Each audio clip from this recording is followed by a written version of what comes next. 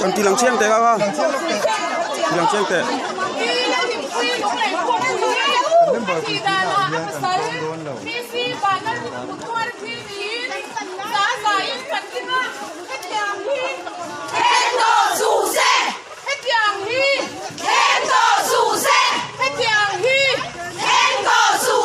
Lên vào số ruộng phủ nó có cả kia.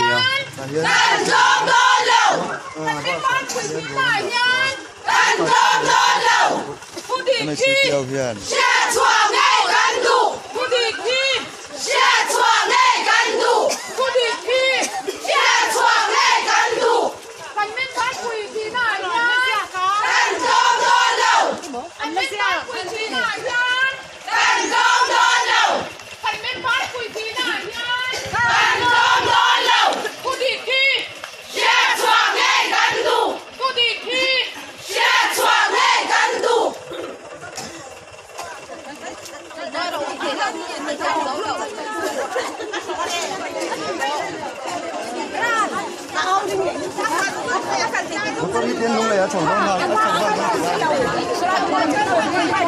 Quên thôi.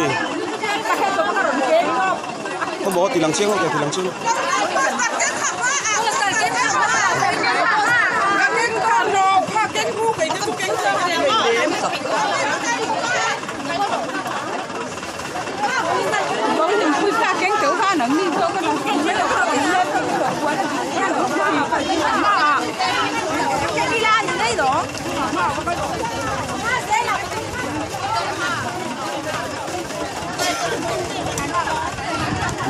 Ini ruang purna tur. Ni atu nak hian ame chi pi ten ma kalin kong so na nei me kani.